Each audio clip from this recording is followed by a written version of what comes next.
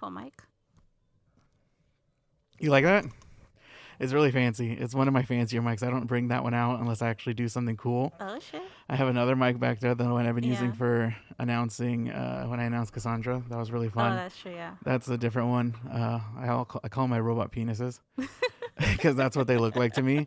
You guys are listening to Down the Rabbit Hole podcast with me, Luis, and I'm just gonna get right into it because I'm really excited. This is almost like a trilogy at this point of just characters that I've been meeting throughout my lovely journey. You want to just tell me who you are and how you doing? My name is Sandra. Am I supposed to say my last name? You don't have to. You can even say Esmeralda for all I care. I'm doing good. How about you? Are you a pretty private person? I'm pretty reserved. Yeah. You know what? I got that right away when I Yeah. first started meeting you. Yeah. But I think half of it has to do with Salem is such a small town. Mm-hmm. But I am going to throw it out there. Everyone knows that I'm in Salem. I do post that a lot, that I'm in Salem. So, like, if you want to say Esmeralda, that's cool, but people already know your first name. I'll probably just censor it and be like, my name is if you're really that reserved. You know what I mean? Oh, no, it's fine. Yeah? No, you I don't think have it's fine. You don't have a weird history here No. with people like I do? No, okay. Because I did do one, like, where I was talking about me being a dirtbag and, like, I was in cahoots with, like, 13 women at once. And now... Oh, shit. and now each of them either hates my guts or there's a Facebook page about me talking about. I'm like, when you guys talked about like my private life the other day, Yeah. I'm pretty sure that's where you guys found out about me. I do remember there was this woman I was seeing, and I'm just gonna go into the real story because I want some backstory to hear, because I think people need to know how that came about, because it was kind of developing at the time. Okay. But I was seeing somebody, and it was. She got a little too attached, and I got a little too attached, and we weren't supposed to be attached. It's a very, very, very complicated situation. And I ended up not pursuing her fully. And she ended up posting me on all, I found out girls have like these Facebook groups of, I follow one. Yeah. And that's why I'm telling you, I know I'm on there because a lot of my lady friends who are down with me and have my back, they're like, yo, bro, you're on here. And I'm like, yeah, send me screenshots. I'm just curious now. I'm going to go check. You can. And it was from, I think the most recent one was like July or August of last year. Really? Why? Why not? You look at me like, come on. I like to, shit where I eat. I like to dip my hand in the honey pot. Go ahead. You name it. I've done it. But the screenshots they showed me were really wild and like, don't trust this man. He's a walking red flag and he'll make you fall in love. And I'm like, that's really cool. I almost, if anything, that was like made me feel a little cool about myself. Rico Suave. A little bit. But then I realized, shit, that's not a cool flex in your 30s. No, like, honestly, in your no. 20s, I was like, okay, that's kind of cool. But like, Yeah. I don't have many guy friends anymore to like be like, it's looking cool, man. Yeah. So that's why I'm asking, like, are you, pretty connected to Salem in that way of like knowing people? I know we're here for this trilogy. Because I've met you here at the lounge. We're here at the lounge. Yeah. And just tell me a little bit about yourself now that I kind of trauma dumped a little bit of that. Because I've been wanting to say that for a little bit, that I know you girls are talking about me and I can't help it, whatever you guys say. And I mean, we haven't talked about like your love life. We were just curious the other day. Me and Nats were just like, and obviously me and Nats are super cool. But we're just very kinda cool, like, by the way. You're very cool. Yeah. Yeah. And that's why we were like, I was like, oh, he never talks about his love life. Or like, I wonder. I don't even talk about my personal life unless it's not like documented. I won't really talk about it. Yeah. Like I'm very private with my like offspring and like with my families and stuff. I mean, as you should. I feel like it should be like that. Family's sacred, so shouldn't be. So that's not weird. No, it's not weird at all. Honestly, I'm very private when it comes to also like my love life and things like that. Like I don't really post it or people know about it. So have you seen people who post their relationships online and I'm judgmental as fuck, as much as I like to say like I'm all about therapy and I'm a changed man, but I'm still ghetto as fuck, and I'll still be like, look at you, motherfucker, why are you posting that? People who post pictures of their significant others, I always think it's fake. Yeah. You know what I mean? And I guess just going into it, like, why the need to like post your person if you're still gonna be a dirtbag? Because 9 out of 10, and maybe this is a bold statement, 9 out of 10, they're just still doing stuff on the side anyway. True. Now it's just public for everybody to know. At least if I'm going to be disgraced and in shame, I want to do it in private and cry in my own room. No, me and Natalie literally were just sitting here last night after we were cleaning for the lounge. And I was just trying to show her something. And I ran into an ex, like, because I was looking through the messages on my Instagram. And we just broke up, like, recently, like, earlier this year. And come to find out, he already has somebody. Is it like a long term relationship? No, it wasn't, like, super long term. It was, like, a few months. But the way things were going, like, he made it seem like it was very serious. But I called it off because I just didn't see a future with that person. Like, we had different mindsets, and, you know, that's what dating is. You get to know the person, right? So once I saw, like, his true colors when it came to, like, what he really wanted in a relationship, like, he really wanted, like, that Christian church girl, like, somebody like that I was just kind of like, that's not me, so I'm out, you know? So, because I say, how to say it? I don't like to change myself to make somebody happy. Like, religion, that's a really big topic, and that's been happening a lot lately. I've noticed, like, the older I get, the more that becomes important in my life, whether it's like something that's not very valid to me or very, like, unimportant, or it can be. But looking at you and just seeing what type of person you are, how important is that, and what religion are you then, if you're anything? I mean, I don't practice any religion.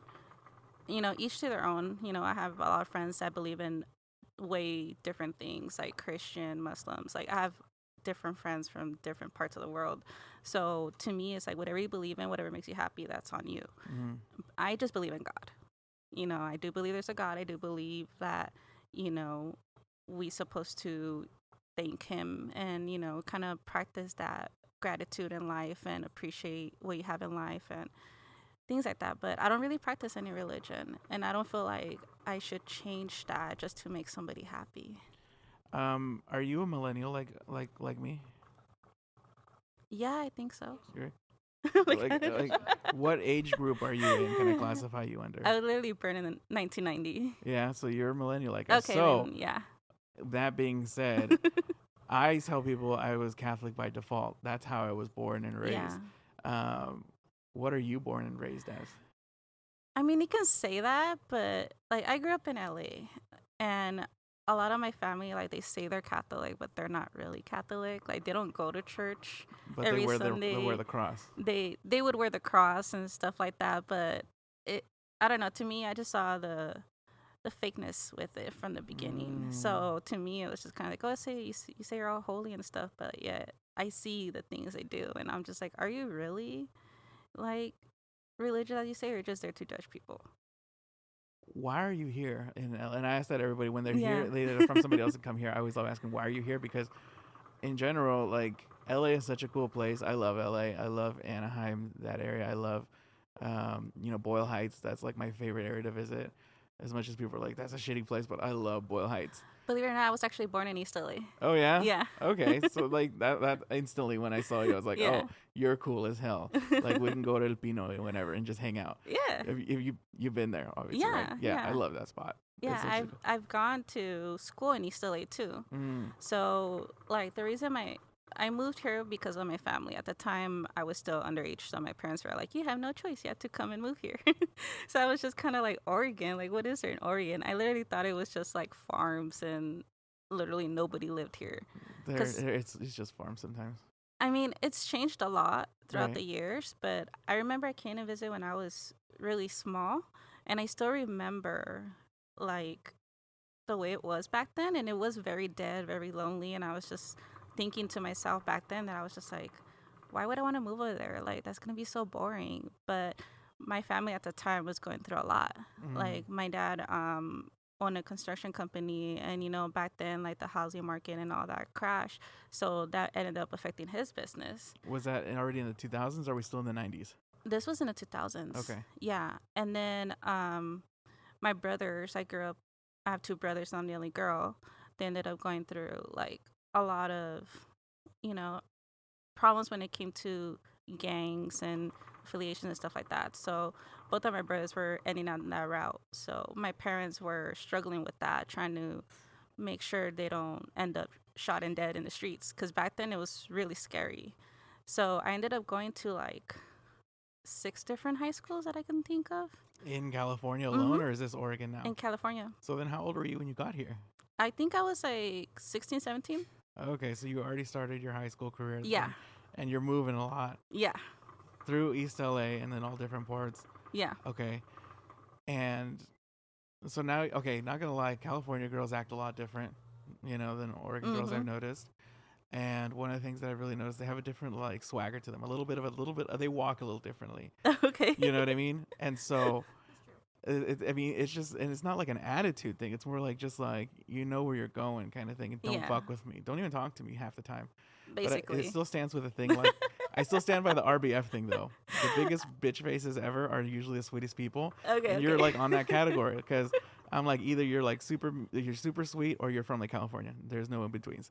I Right? mean, I blame my dad for that, though. Like I mentioned to you before, I was just like, my dad naturally has that resting bitch face, Mm-hmm. and he looks like the most grumpiest Mexican guy. Like you would be scared to talk to him, but he's literally a jokester. Like everybody that knows him loves him, and he cracks jokes for days, and he's like the funniest dude. Yeah. And I look just like my dad. Like I'm literally his twin, just in a girl version.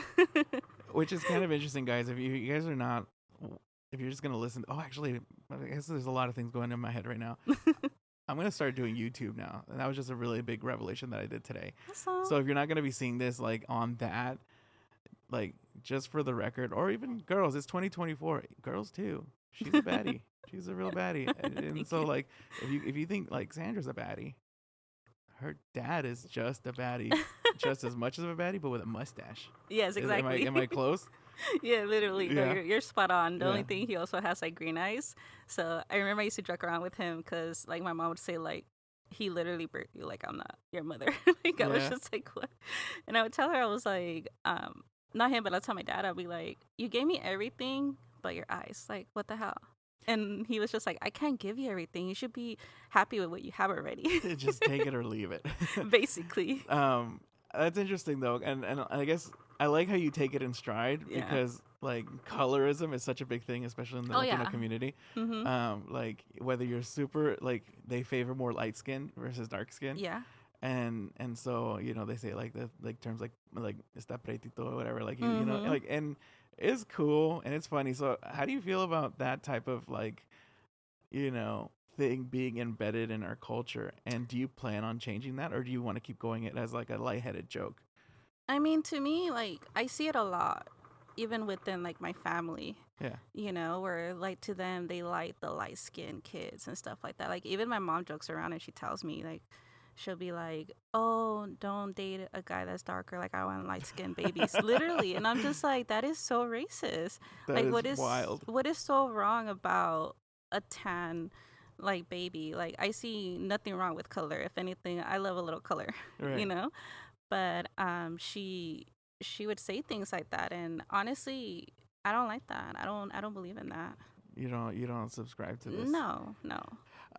And but I agree with you because you're right. A little color's great, but it is so deep. I didn't realize how deep it is. was until like I started seeing it even with my own family, like Mhm. with my own kids. Like Mhm. don't get me wrong, they're light skinned Mhm. and they're beautiful babies. I'll have to show you one of these days. Yeah.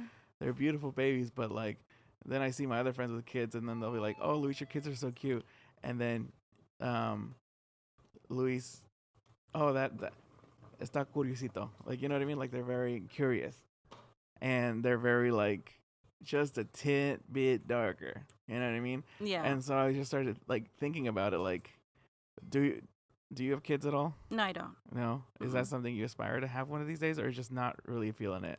I mean, it's something that when I was younger, I think it was just based off like a lot of things that I went through with my family. I wasn't really interested in that. Yeah.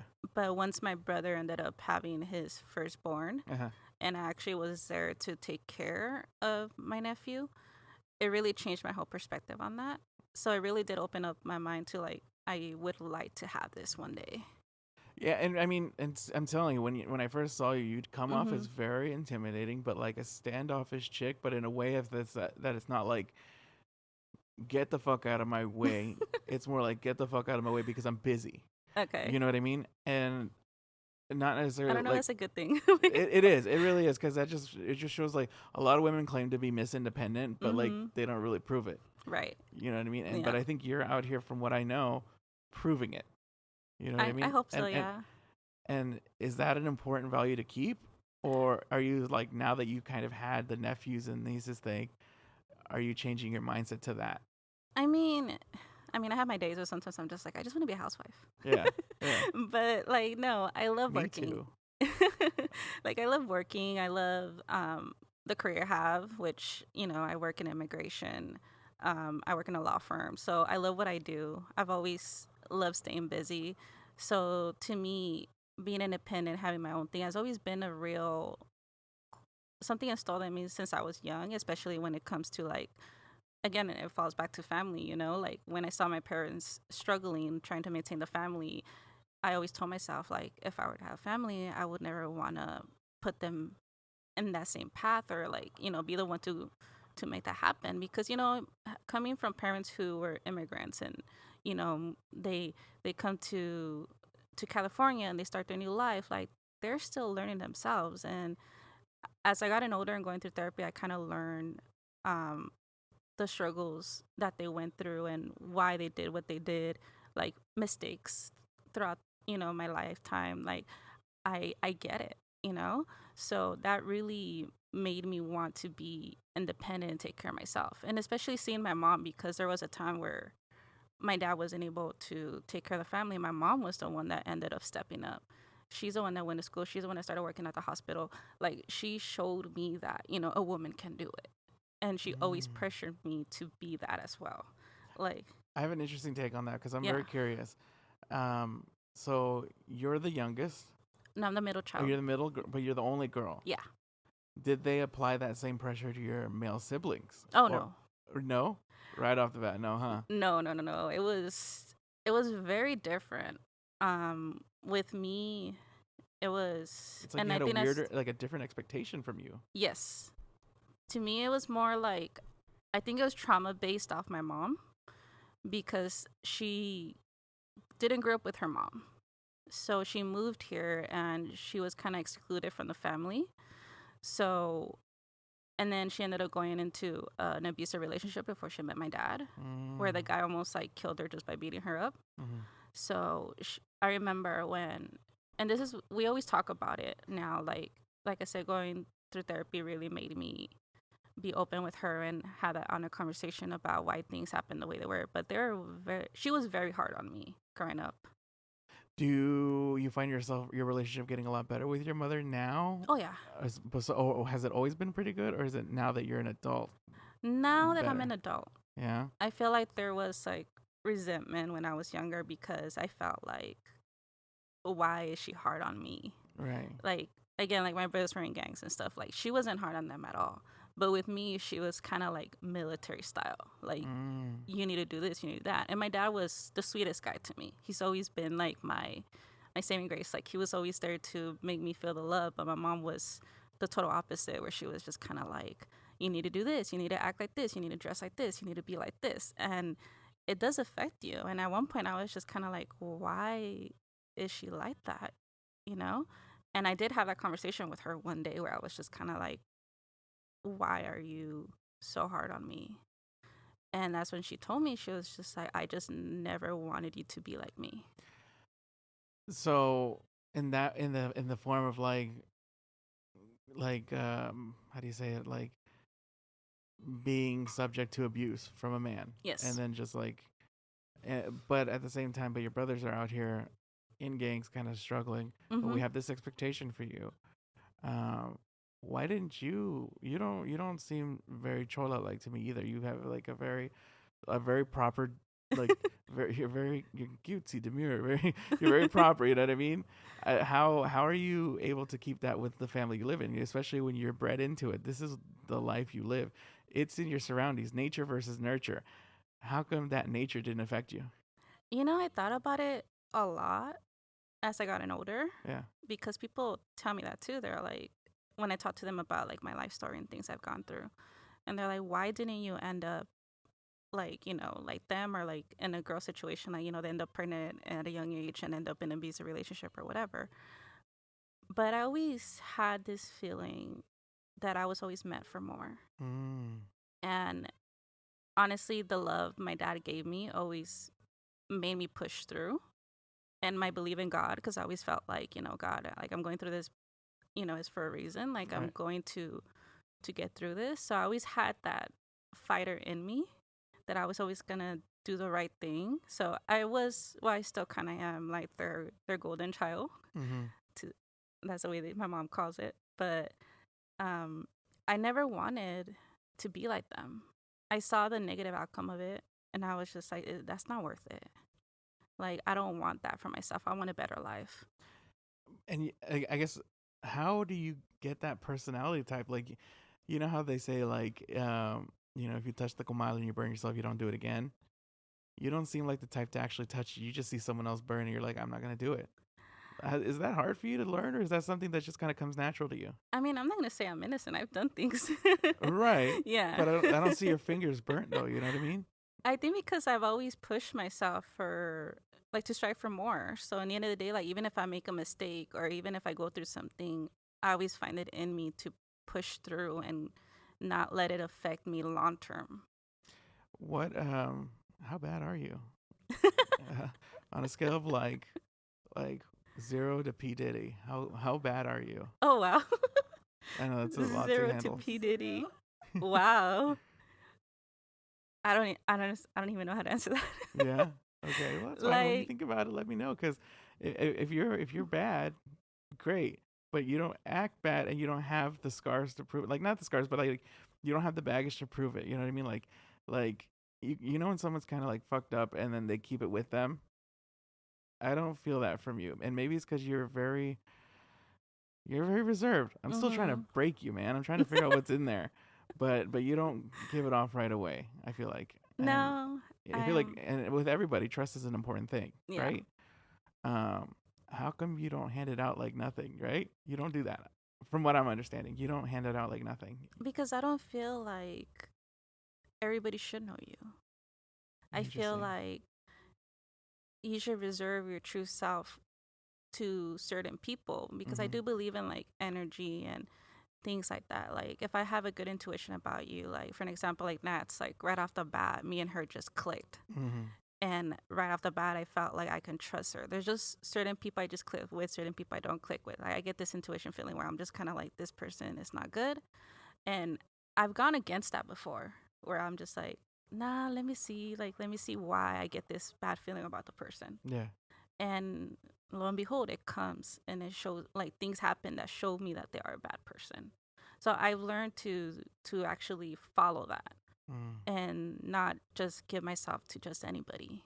And it's helped me a lot, especially with my own mental health. And, when it comes to my career and things that I do in life, like I'm actually more happier and successful when I keep to myself and I only reserve my energy to people who really showed me who they are, or I feel like I can trust them. In human nature, though, I mean, do you ever feel lonely though? Because like, it almost feels like a good defense mechanism, but at the same time, like, It is. does it get lonely up there? No, At all? no. Like, Honestly, maybe when I was younger, I felt like I was very misunderstood, and I was at one point like an angry child at one point, because I think I was just upset how everything was turning out, mm-hmm. that I I was like that. But as I gotten older, and like I said, therapy helps. Yeah, therapy 100% for therapy therapy. helps, and I've went for like 3 years straight, and I felt like now I know how to deal with myself emotionally and mentally, and I keep people around me who make me feel good Mm. and that I can trust and actually be my true self with them. And that's a small circle of people. Yeah. Quickly, do you have any advice for somebody who's trying to get into your circle? Like, what does that mean for them? Like, I'm sure, because again, Salem, very small. Mhm. Maybe it doesn't even have to be romantically. Like, Mhm. how does someone get to you like that? especially when we already know your circle's so small. It just seems like a tall mountain to climb. I think to me, it's just like, just be yourself. Yeah. I love somebody that's just themselves. They're super honest and they're like, this is me. Like, I love it when somebody is, and this is just my curiosity. I love it when somebody's quiet and kind of like quirky in a way. Like, I just want to get to know them. I see. And that makes me curious to try to like get to know them. And I felt like those people are honestly always been like the best people to talk to, you know? You know what? You're not lying. You're not lying. I think I kind of feel the same way about that. Like, the loudest in the room is always the least interesting to me, Yes. right? Yeah. And so I feel like I'm totally on that same boat with you. Yeah, I get really turned off when I see somebody that's like super loud and annoying and obnoxious. I'm just like, I wouldn't want to talk to you. Like, you don't match my energy in a way. So like, I don't know. To me, somebody who puts up a show like that just seems a little fake in a way. Yeah. No, I get it, and it's really tough out here in these streets. It's tough in these streets. I'm gonna tell you that right now.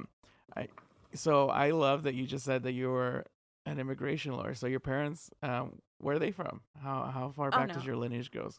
I'm not an immigration lawyer. Well, you work in immigration. I work in immigration law. Yeah, nice. I work with a bunch of lawyers. I work with paralegals. I've been doing that for the past almost 4 years. Yeah. And it was weird because it was something that I've always been interested in, just law in general. I always wanted to go to law school. And to me, I was working at the time before I started working at the law firm. I was working at an insurance agency.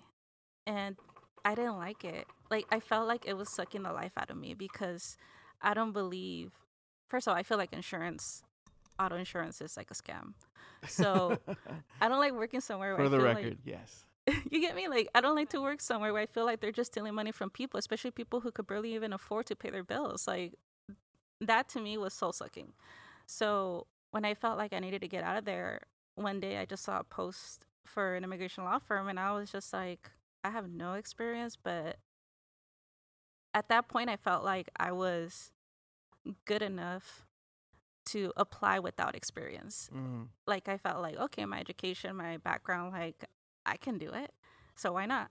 So I applied, and it was tough to get in, but they took me in, and each year they just kept promoting me.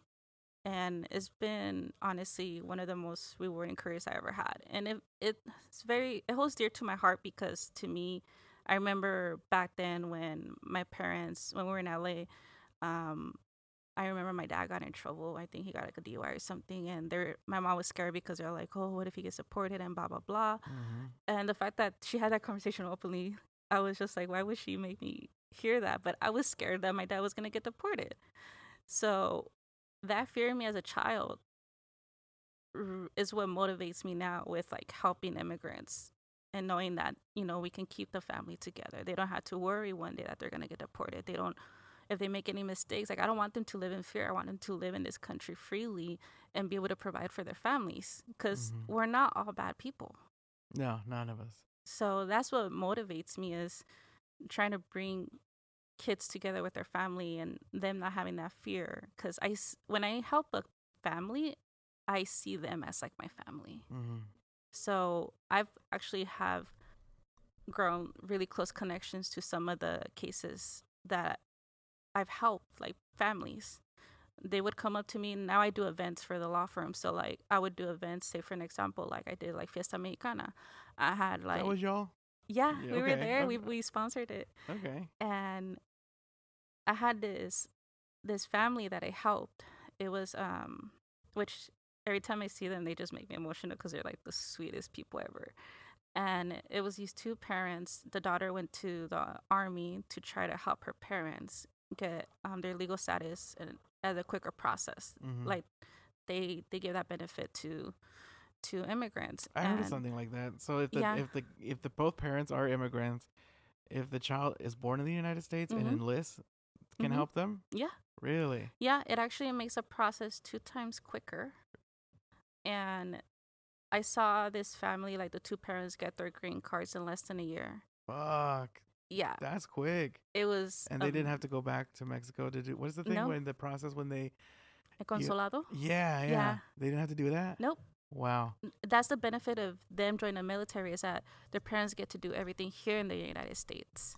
So they don't have to travel back to Mexico, and the process is 2 times quicker. Mm. So when they got their green card, they were like the most grateful people I have ever seen. And now when they see me out in public, like they will literally come up to me and hug me. That's how grateful they are. And that is what makes me motivated and inspired to keep doing it, because moments like that, families like that, like, how can you not love what you do? Oh fuck yeah, I feel you on that because it's like where I work, it's very similar. It's a federally run clinic.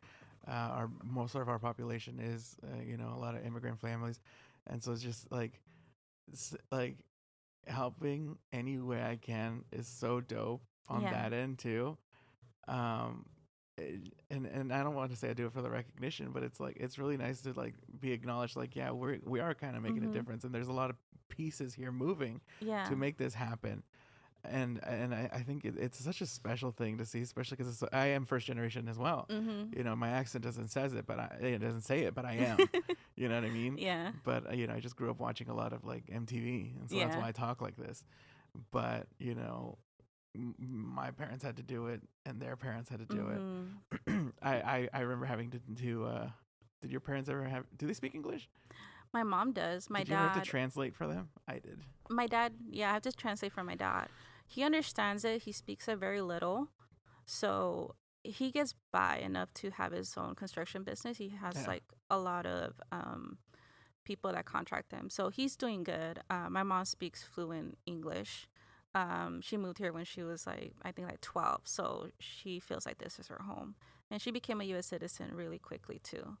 Um, I just think it's more interesting that we have to like translate documents at like age 6 sometimes. I don't know if you mhm. had to do that, but this is like mom, I don't know what food stamps is, but Mhm. this is what this means. Yeah. No, Yeah. trust me, I did it for the attorneys because at the time when I was working at the firm, the location where I work, the attorney didn't speak Spanish. Really? So I would do translations for all their consultations.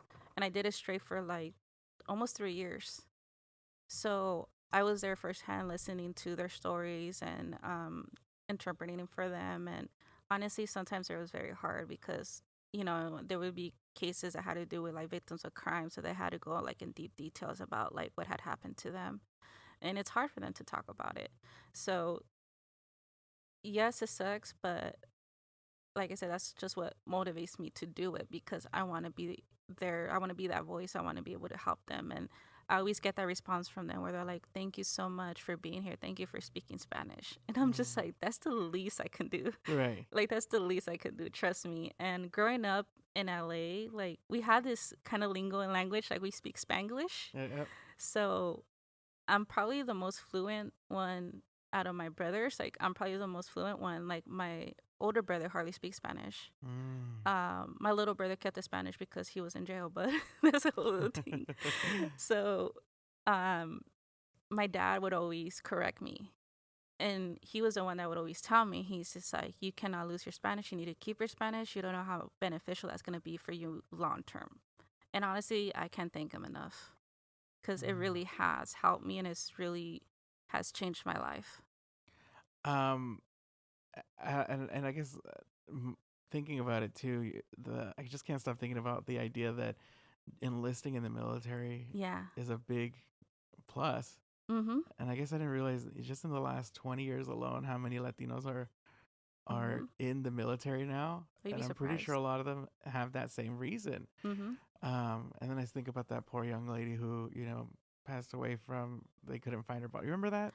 Oh, yeah, in Texas. Yeah. Like Yeah. what the fuck was that about? You know what I mean? I forgot about, not forgot, but like I can't remember her name, but I know who you're talking about. Right. And so I Yeah. think of stuff like that where it's Mm-hmm. like we're literally just trying to survive and then that happens. So it just pushes everything back a couple steps, right? Um it just takes a couple bad apples to like ruin the whole bunch. Not all Latinos are bad, right? Mm-hmm. Right.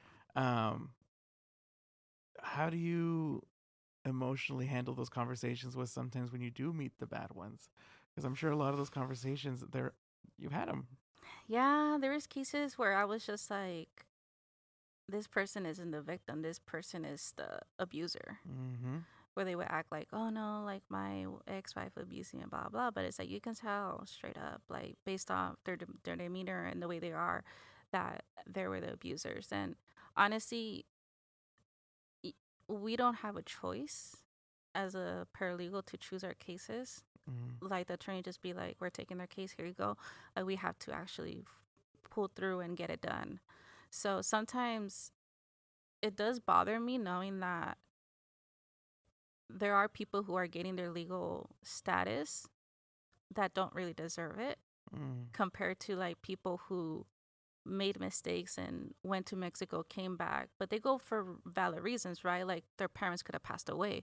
So they go back to try to bury their parents and then come back in illegally. But because you did that entries twice into the United States illegally, then they have that permanent bar, which is that permanent castigo that they say, and they can get their legal status. So it does upset me when I see those situations. And that's permanent. You can't get that off at all. Mm-mm. Wow. There's loopholes, but that's basically once they have to consult with an attorney so they can figure out those loopholes, how we're able to help them. And so 4 years, I mean, that's kind of still, I don't want to say like you're a beginner, but you're Mm-hmm. like understanding the business. Yeah. Um, are you going to continue to keep going with that? Or is that something you're just kind of like, okay, let me use this as a step? Like, what's the end game here for you? I'm still going to continue with immigration. I love immigration. I love being able to help people. Like I said, immigrants is just something that I hold dearly to my heart. Yeah. And to me, maybe in that law firm, maybe not, who knows? But I still see myself going to law school and actually becoming an attorney. And at one point, hope to God, I can even have my own firm.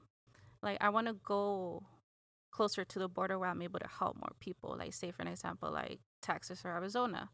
Like, I want to be able to go there and just help as many people as I can. Right. Like, that was just something I always wanted, was just to find a way to help people, but something that's going to, like, feel my passion in a way. And I don't think I came to that realization until I took that job, and I was just like, this is what I was looking for. Like, this is what I want to do. And when you were a little girl, is this something you thought you were going to do?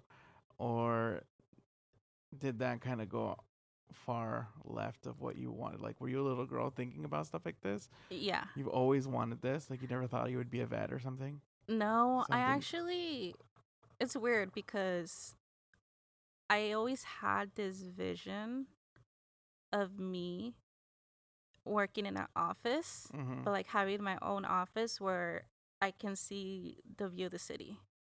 That'd be dope. Yeah. Okay. I And see tell me that. what, I can see myself in my 40s doing that.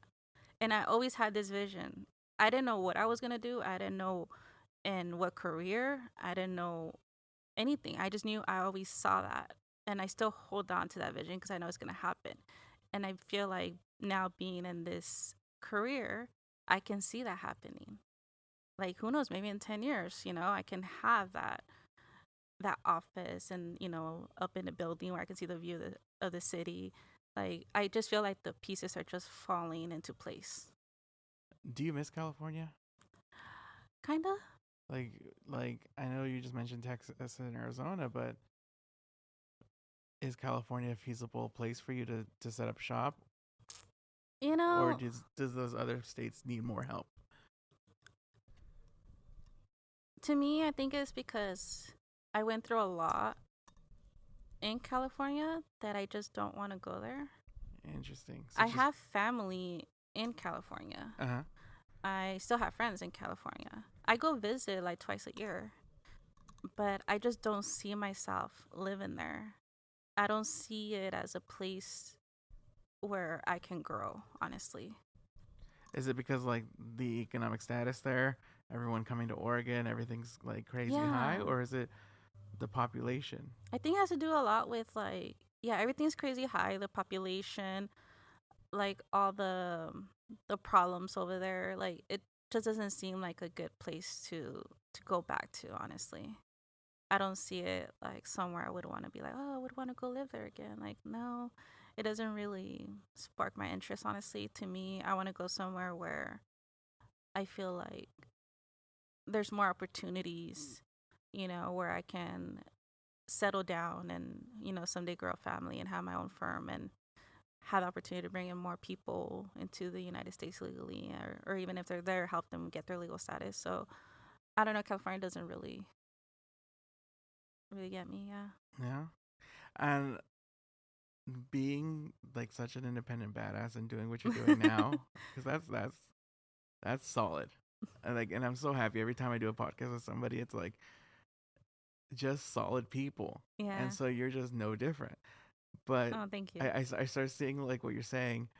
Do you feel like having that office dream, but then also having wanting to settle down, do they coincide? Is that doable, or do you feel like you kind of have to pick one or the other? And I guess I'm saying this because I sometimes I feel like I want to be a dad. I want to be the husband that I can possibly be. Mm-hmm. But then other times I'm like, I'm not that. I really am not that. I totally understand because I felt like I always struggled with that. Like now in my 30s, like I thought about it. Like I'm like, I want to have that badass career, like Mm-hmm. be an attorney, have my own firm, and go full throttle, helping a bunch of people. Like that has always been my calling. I feel like I'm here to help people. And even my name in Latin, Sandra, is actually um, described as protector of mankind. Get out of here. No, I didn't know seriously, that. That's pretty dope. it's awesome. And Was that on purpose or like? no, it was weird because my dad gave me that name because that's another thing. Um, when I was born, my dad wanted a girl, right? And my Uh-huh. mom was just like, okay, since I already named a boy, you really wanted a girl, then you named the girl. And my dad was like, all right, I want to name her Sandra. And my mom was like, okay, Sandra, like that's weird, but okay. So she didn't question it, right? I don't know when this happened, but I remember I questioned my dad once, and I was like, "Why did you name me Sandra? Like, out of all the names, like, I could have made Cassandra, Alexandra, like something like that, but why Sandra?" And he was just like, "Cause one time I was working at this really nice house. I was fixing the plumbing, and I saw this rich, independent lady that owned that house." Oh, okay. And he's like, "When I saw her, I thought to myself, I would want my daughter to be like that." And I was just like, "That's crazy." So that's the reason why he gave me a name. And then I told my mom, and mom was just like, "What the hell? He named you after another girl?"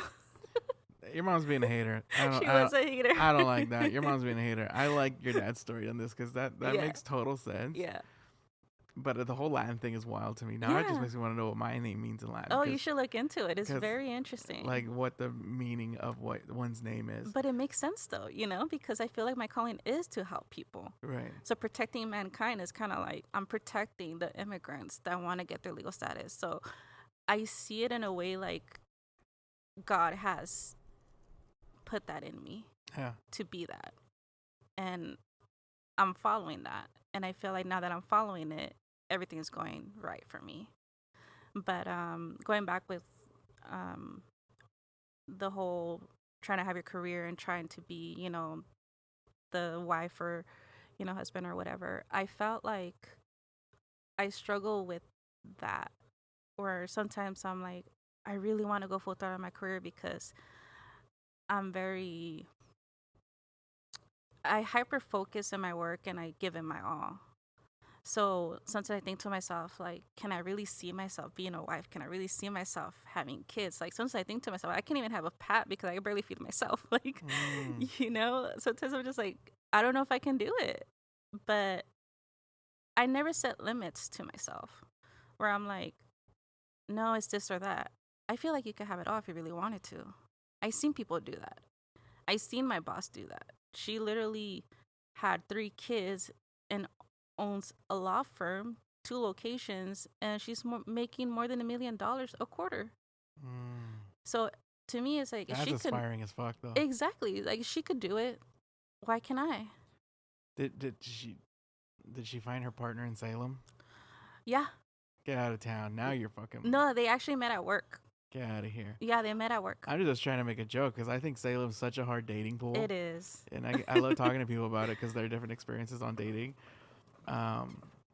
And going back to like I done it, and like whenever I was dating, I was always trying to date out of town because I hated Same. being recognized here. Yeah. And especially when I was like out, being a crazy stalker, trying to like not a crazy stalker, but like a crazy ex-girlfriend. I was the crazy ex-girlfriend trying to have kids.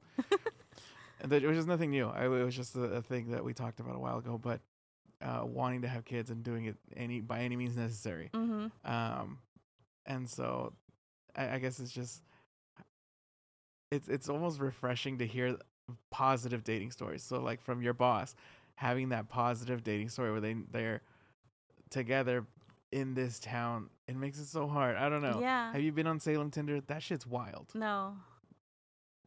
No, I never. I don't do dating sites. Yeah. Yeah, I feel like it just feels weird to me putting myself out there and selling myself like that. Like I don't know. It is that. That's your like. You know. This is why you should pick me. Like Yeah. this is a whole like advertisement for yourself. Yeah, no, I don't like that. I usually meet like other partners like that I've had was usually just me being out and about, or like I met them through other people, so they kind of keep in touch with me, and that's how we start talking. If you were to hypothetically do that, what would be 3 key selling points to your profile? like why should we pick you? Why should somebody pick you? Like, what are 3 things about yourself that you can toot your own horn and be like, you know what, I'm the shit for this reason? What are 3 qualities about yourself that you can just brag about a little bit? Because you know they're true. I'm not very good at bragging about myself, honestly. Modest, cool. That's one. Yeah, like Humble. That's also cool. yeah, I'm humble. You can say that. Yeah, I'm very humble. I don't know. I mean, I'm career oriented. I love to learn. Yeah. I know how to cook. There you go. I don't have kids. You know how hard that is. Exactly. Like being part of that no kids club is so wild. It me. is. You know what I mean? Trust me, I get it. Because the law firm that I work with, like 90% are women. Uh-huh. We have like 30 people. 90% are women. So all they talk about is kids. And like I said, they're all paralegals, legal assistants, attorneys, and they all have their families. So like I see that. And I'm like, if they could do it, I could do it, right? Right. So sometimes I just can't relate to things they're talking about. Like they'll sit there and be like, oh yeah, my child did this and that. And I'm like, cool. Like, do you give a shit about Bluey? Probably not. About what? Bluey? Who's Louie? Bluey. Who's Bluey? Bluey is a little cartoon dog. It's so good. Like, you know how like when we were kids we had Blue's Clues? This is this generation's Blue's Clues. It's amazing. Well, that's how you know how to try with child. See, that's what I mean when I ask somebody who's like in relation to children. I'm like, so No. what's your opinion on Bluey? You know what I mean? You can tell a lot about a person. So next time you were talking to somebody, ask them what's your opinion on Bluey. You can tell a lot about a person. I heard bad things about him. I think is he that one dude that's like he's in his 30s and he wears his hat? Bluey's an Australian Shepherd, and she's a cute little dog with she's a little cartoon dog. Oh, never mind. I'm thinking about something else. I'm over here talking about conspiracy theories in my head right now. Is he that murderer? No. Yeah, he's that pedo. I mean, Wasn't it made by like a dad? it was made. Bluey was made by a dad who wanted to make a TV show for his kids to relate to it, and then his kids kind of grew up, but then he still kept making the show for other people. Oh no. Adults watch it all the time and relate to it.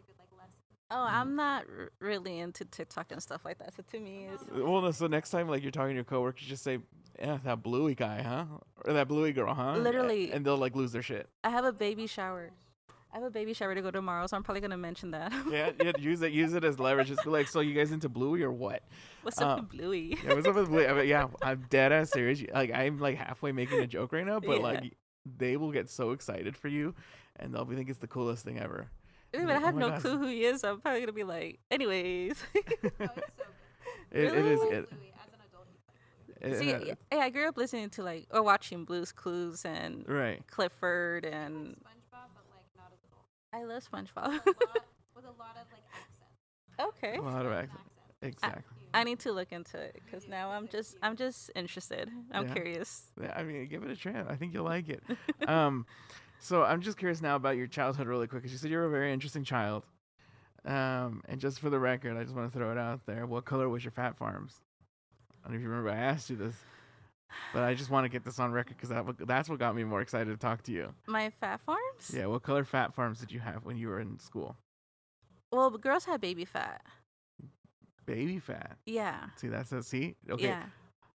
I say one thing, and I know where you come from, and I like. Luis wants to put you in a box, but you've been out of this box this whole time. So by you saying baby fat, I already know where you're going with this, and I like it. So Honestly, I'm not the kind of person you can put in a box. right, I'm very random. Like things you might not think I'm interested in, I'm interested in. But I had baby fat. I had the Tims. I was that preppy girl with like the pink Tims and the black baby fat jacket and see that's what makes it so interesting to me is Yeah. because you didn't. Like, your brothers were in that cholo LA Yeah. life, but that's not you. no. You know, that's very like you said preppy, like you know what I Yeah. mean. So that's not the style. So you can tell a lot about a person and how they were raised by their sense of discovering themselves. So you're discovering yourself as a young woman, and instead of leaning towards what everyone else is doing, you kind of just went left field and did your own thing. Yeah, because I saw the outcome, and this is also based off like the family I grew around with. Like my mom's side of the family kind of went the same route that my brothers did. So, there's cholos and, all those drugs and stuff like that. So to me, I've always been very observant and I've always listened and learned from other people. So that's helped me a lot, honestly. But I remember when I was in high school, and I remember we were new to the high school, and people thought that my brothers were like my boyfriends or my bodyguards because Oh my gosh. we don't look alike. Oh Like, right. They look. they what look they like say, my mom. The girls, yeah, girls look like their dad, and boys look like the mom. Yeah, so they look like my mom, which I don't look like my mom. So they thought they were like my bodyguards or something. And guys were so intimidated, they wouldn't ever talk to me because they're scared of my brothers. Oh my goodness. So, because again, I don't look like them. I was always been the preppy one, and my brothers were the cholos. So they were always like, what the hell? But I mean, I could hold my own. They know that. My brothers would always say, like, oh, you want to talk to my sister? Go ahead.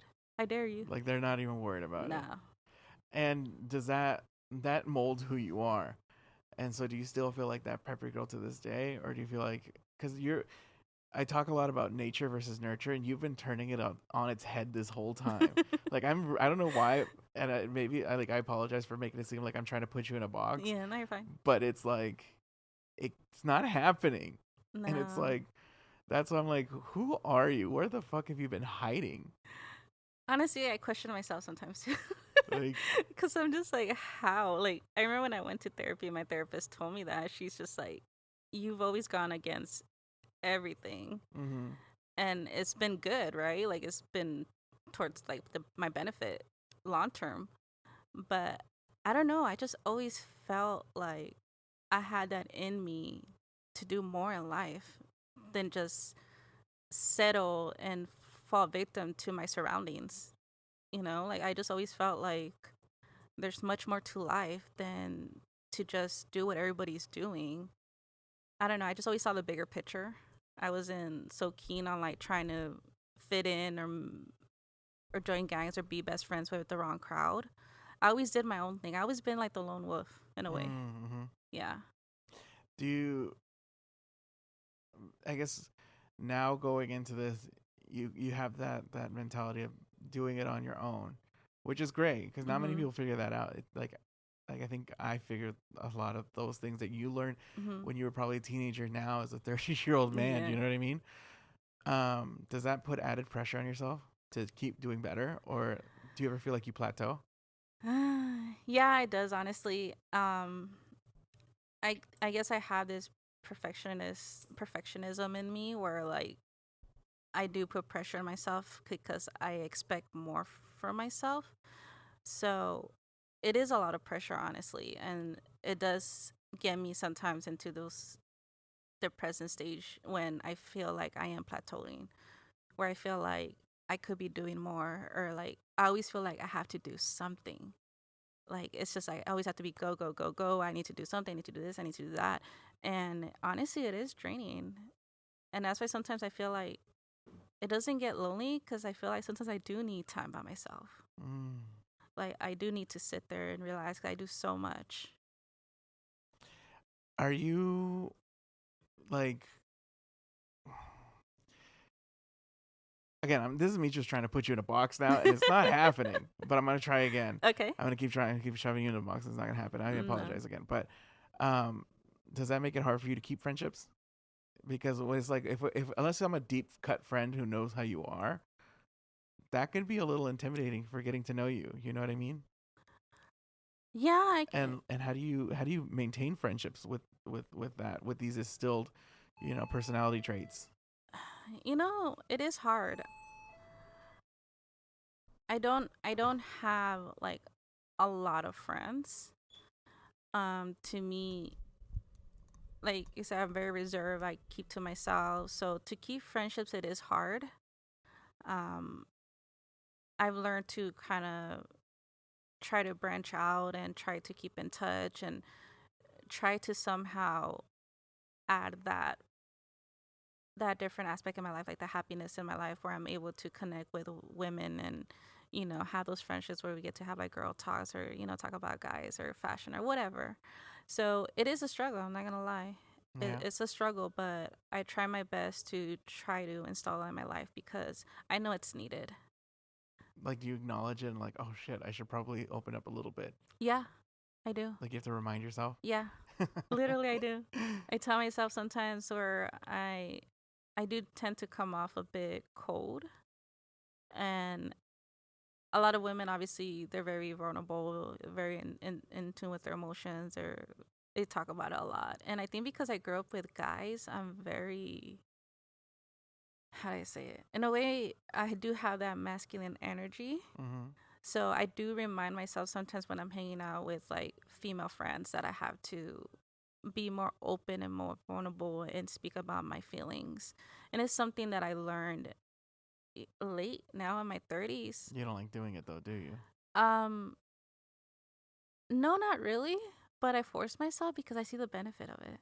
Like Yeah. it's nice to have those girlfriends. It's nice to go out. And I do have like I can think of like 5 people that I can count on that are women that I know would be there, and I know that we can go have time together, go have drinks or go shopping and connect. It doesn't matter if time has passed. Like every time we get together, I feel like time has never passed. Mm. So I do nurture those relationships as much as I can. And you mentioned, I like that you mentioned that you feel like you're masculine. Mhm. Uh, does that include relationships? I'm very curious on that part because I find that being such an important part to couples, especially like since you just got out of a relationship. Is being in your feminine energy important to you, and what does femininity mean to you? I find a lot of like masculine women who are independent and have to survive or have to just rely on themselves. Uh, it's very important, and I do love asking women this question. But what does femininity mean to you, and what does that? Do you want to be in that feminine energy with a partner? Yeah, yeah, of course. I feel like being feminine is being open emotionally. So I do see a lot of value in being honest and being vulnerable with people. Mm. So in a way, I don't know if it's like a protective mechanism or something, but when I get to know certain females that I allow in, I lean more towards them because I see that openness in them, and I want to. I surround myself around people that I feel like I can learn from. So if I see like a female that I feel like she's very honest, she's very open, she's very vulnerable, like she's in her femininity, like I love that. Like I want to be like that. So like in a way it attracts me, and it is very important to at the end of the day put those guards down and kind of just be honest and be vulnerable. And I feel like in relationships as well, like I do see it very important for me in order to be happy with somebody, they need to allow me to be in my femininity and for me to feel safe enough to do that. Does that happen very often? I mean, lately, yeah. Like I felt like the older I've gotten, the more it's happened, but I think because I allow it now. So it's more like you're in control of what's going on. I've always been in control of everything, God and that's my damn. issue. Yeah.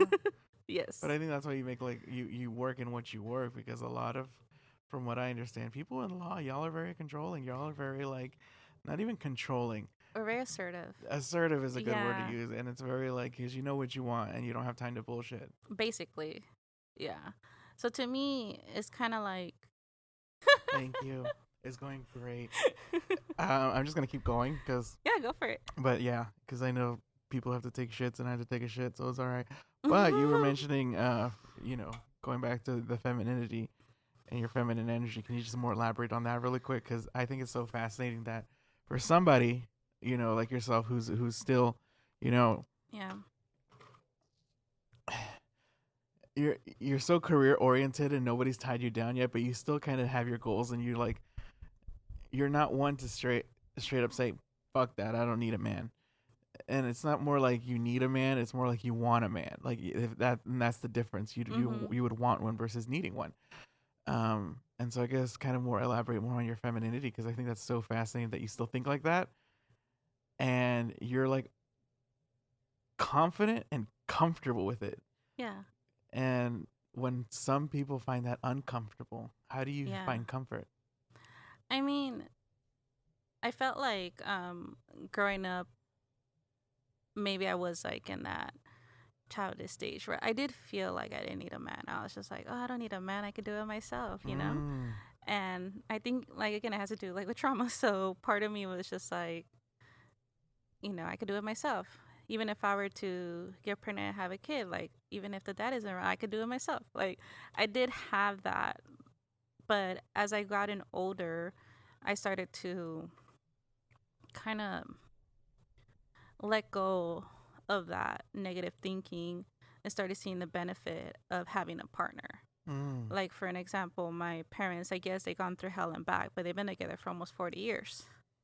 And they still act like high schoolers, like kids that are in love. So to me, when I see that, I'm just like, that is nice. And Yeah. I would want to have that one day.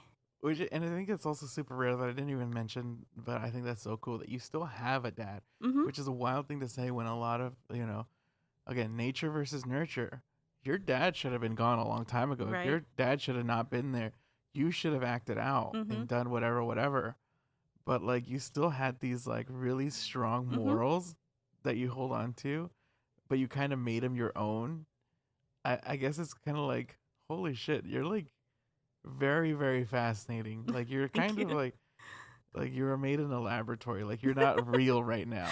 And that's and that's even for Salem standards. You know what I mean? Like, Yeah. everyone knows everybody, and it's like, when you're in that category of like no kids with a career, I know what that's like. For Yeah. the last 30 years, I was on the same boat, and that's why I felt like I could take advantage of my position and be like, you know what, that's what I can have whoever I want because I'm hot commodity. But that's where me and you are different. Where I see hot commodity, you're just like, I'm just humble doing my shit. And Yeah. do you see what I'm saying? More selective. I feel like because I saw that, I would want that one day. And another reason why, because I saw my dad be open to supporting my mom while she went to school. He was open to letting her build herself up to get her education and be financially stable to the point that she was making more than him.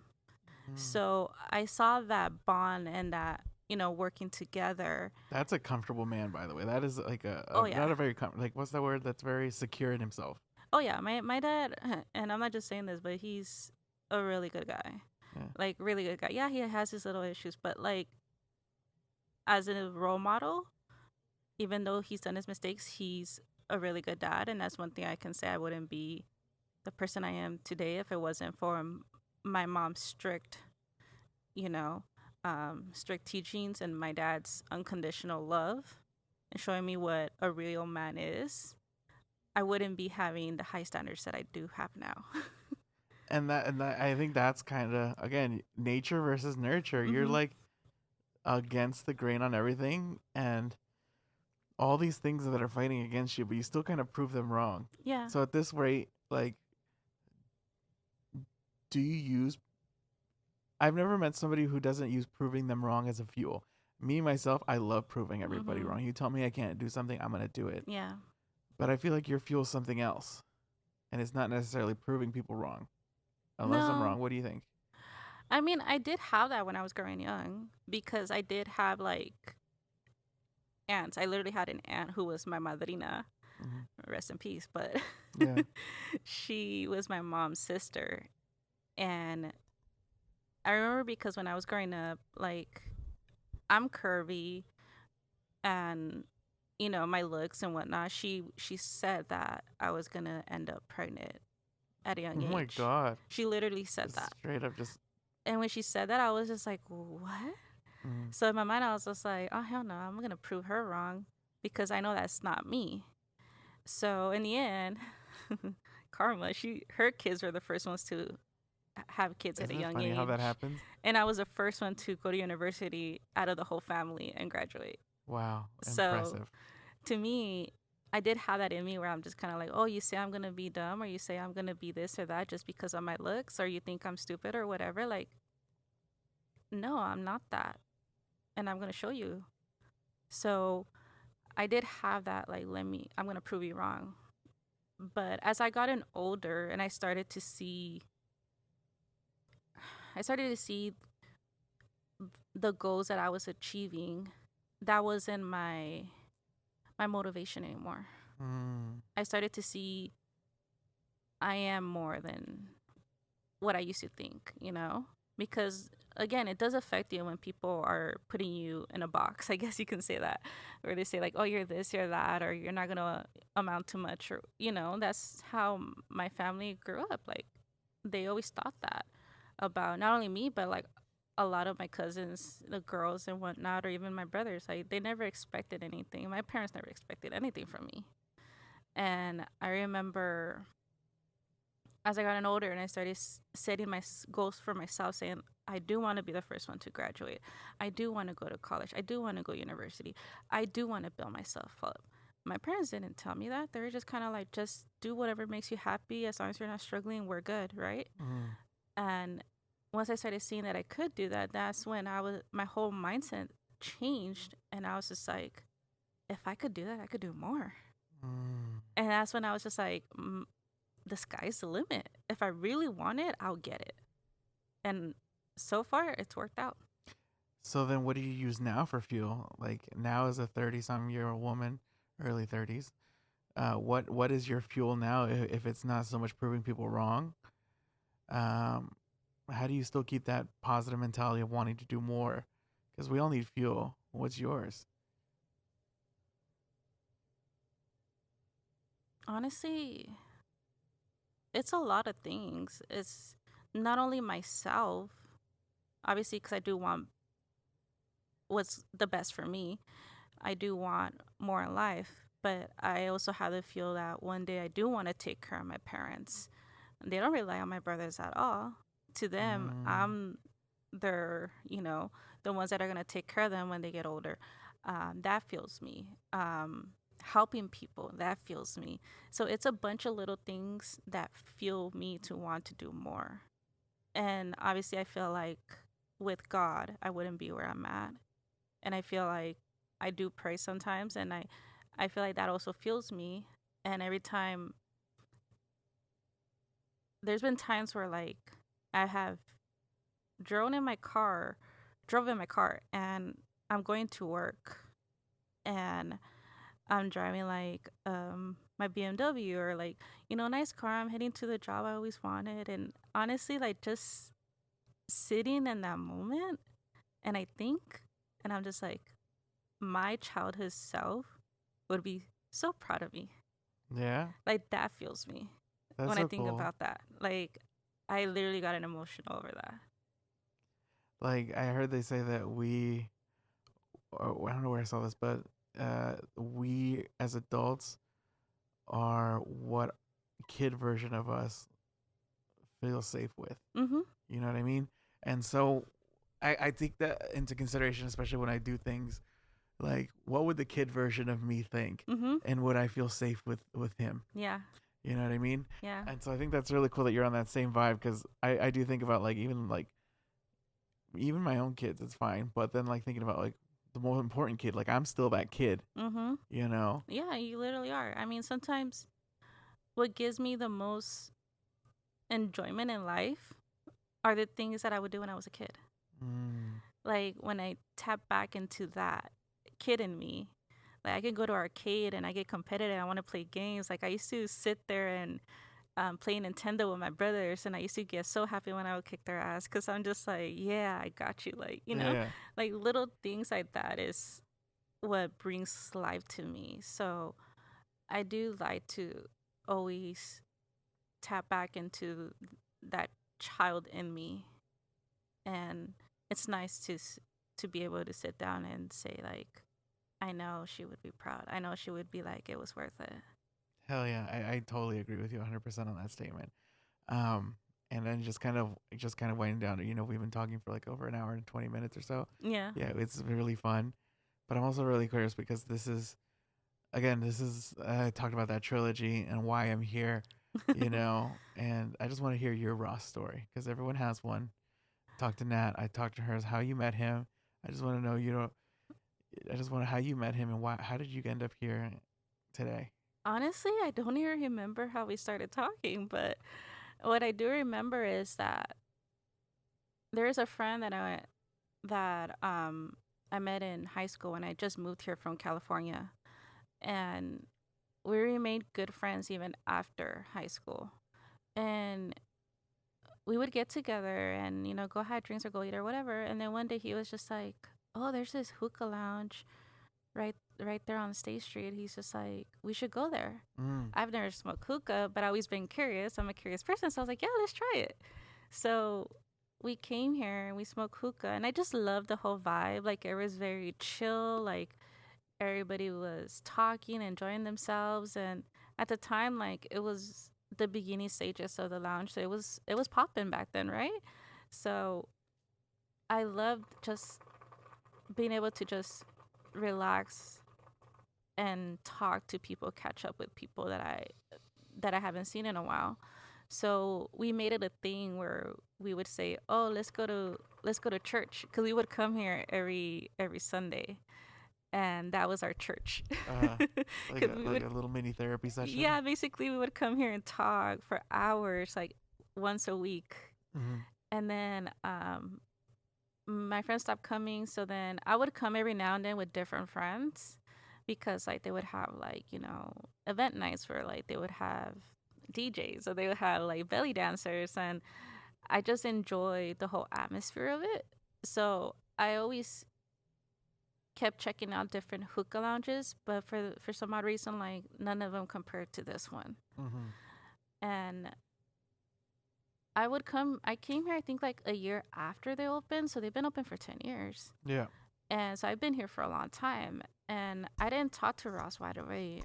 I would talk to his brother, or I would talk to his sister, which she was really good friends of mine. She's so sweet. And we would talk. I don't know how it came to be that I started talking to Ross. Mm. I just remember at one point I was just here already. Like I was in their little group, and we would just talk about anything and everything, and we would play games. And I just love the fact that everybody I kept meeting in this circle was so open to getting to know you, and they're all such kind souls. Like I could feel it off the bat that they genuinely care. So to me, that meant a lot because like growing up in LA, you get a lot of people with their attitudes and don't care to bother with you, or like they're just angry in a way. It's weird. It's a Mm. whole different, you know, how do I say it? It's a whole different lifestyle over there compared to here. And here, I just love the fact that I was getting to know people that were different, that were not what I'm used to, from different countries, different cultures. And I love to learn. So, like I said, I'm very observant. I like to listen to people. I like to get to know them before I open up. And I don't know, to me, it just clicked. I just felt like this feels like home. So I started hanging out here a lot, and we would play games, and I would get competitive, and Ross would teach me how to play. And I don't know, it just happened. At one point, I was just like the only girl in the group. Mm-hmm. So I was like, I had my own little C, and it was nice. And then other, like, Yada came, and then Natalie came, and it was nice to see more women like stop by and become part of our group. So in the end, it just became like this group of 10 people who really enjoyed each other's presence and want to know how we're doing. And honestly, they have been like the biggest cheerleaders for me. I've never met such kind people that really want what's best for me. And if something happens, like, they're so happy for me, and they always want to help in any way they can. So it means a lot to me, especially even like Ross. I have sat with him hours just talking about random things. And, he's a very knowledgeable guy. So he talks about, He knows a lot about everything. A yeah, little bit about everything. It's wild how he does that. yeah. And for me, I like to learn. So, like, I can sit with him and like just talk for hours. And like, he's just always been such a genuine person and very honest. And It's I hard to love find nowadays, for sure. yeah, and I love that about him. So we just clicked like that, and I became a part of the group, and now, became really cool with him, with everybody. And it got to the point that now I'm here helping running the lounge. Like, we became so cool that now he trusts me enough to be here and run his business. Like, to me, that says a lot.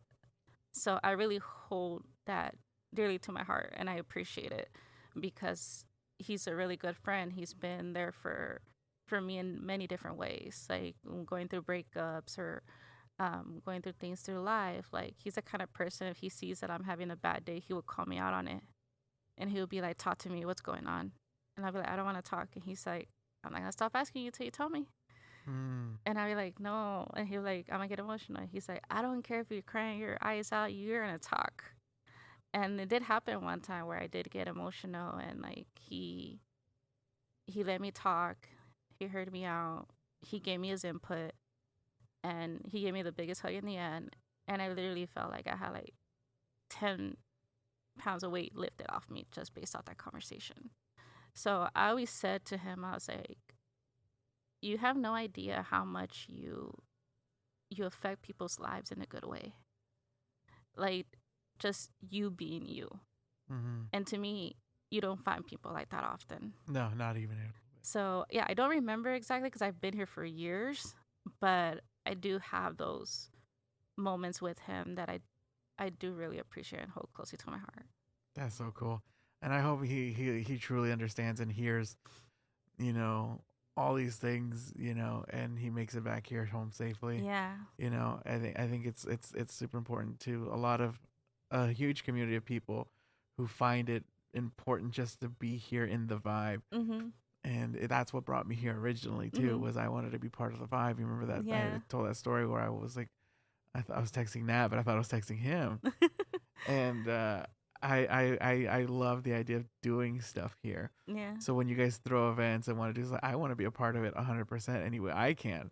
Yeah. I love being a part of this group, and maybe one day be part of that circle. You know what I mean? I think that's kind of where I aspire to, is to be part of the circle. Oh yeah, and I feel like you're slowly getting there. Trust me. Like, you've seen the people that are around here. Like, Yeah. you know their vibe, and they're really open and nice people, honestly. And even you just being here and helping out, honestly, has made a big difference.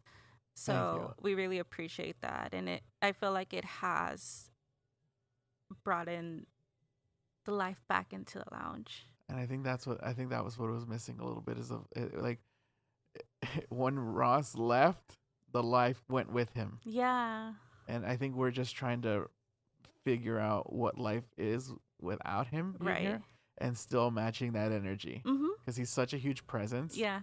And I think that's just goal number one, is keeping that energy. Yeah, like, and it is hard, honestly. We're never gonna be able to, replace him or anything like that. We would never do that.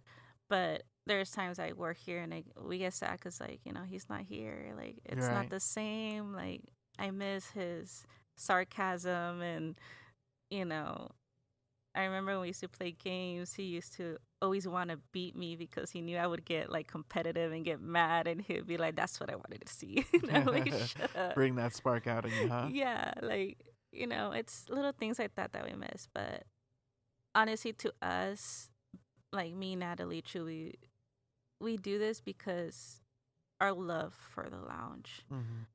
our love for our friends. It's not necessarily smoking hookah. It's much more than that. It's way deeper than that. And Yeah, I'm way starting to see deeper. how much more deeper it is. Yeah. I think that's kind of where I feel like, if anything, when I explain it to people, it is so much more than just smoking. Yeah. It's a sense of community. It's a sense of brotherhood, sisterhood, and just like unity. Mhm. And you don't get that from a bar.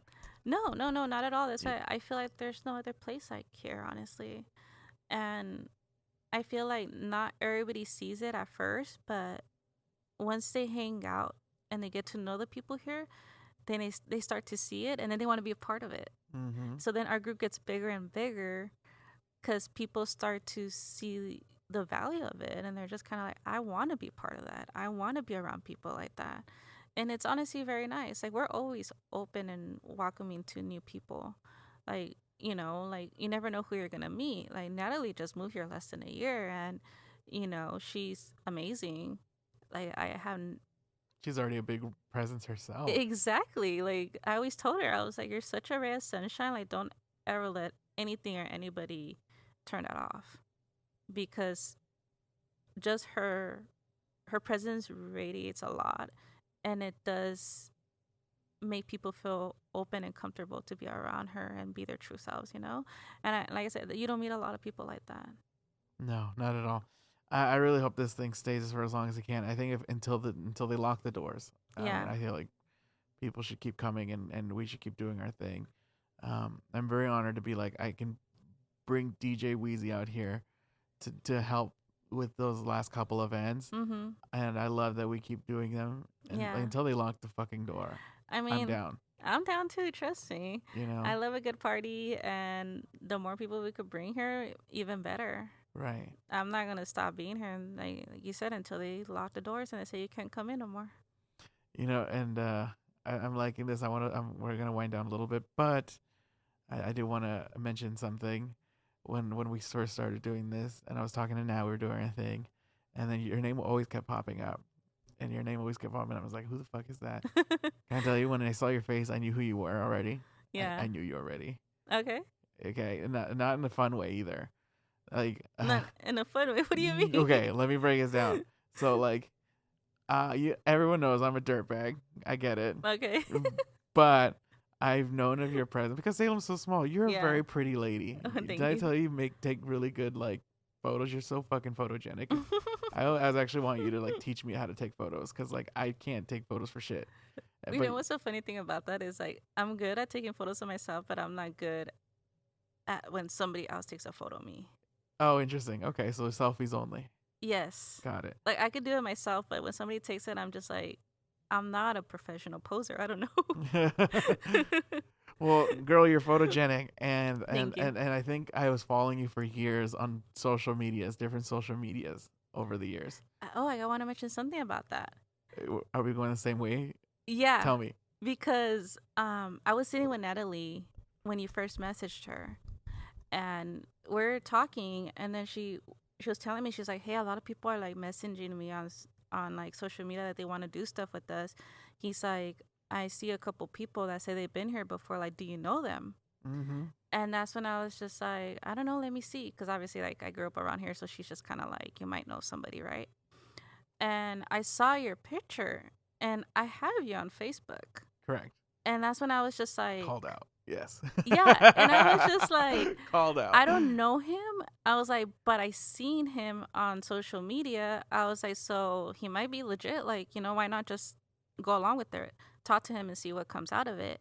So if he says he knows Ross, to me, anybody that knows Ross and anybody that's willing to help Ross, they're good people in my book. Okay. So when she said that, I was just kind of like, yeah, like talk to him and see what's up. But like I told him, like I don't know him. I don't know what to expect out of this. I was like, just He's a wild card. I don't know. I'm like, go ahead and I'm not gonna vouch for this fucker, but like, talk to him. yeah, like he's not fake or anything. Like he's legit. Like I know he's a person. I seen Oh, him yeah, on okay. my social media, but I never talked to you. So I was just kind of like, That's so funny. And then on my end, I'm just like, I just see pretty girl. I was trying to date you or something. I was legit trying to like get like, can I buy you food or something? Like, I would like your photos so hard just to get your attention. And this on is social embarrassing media. on everything.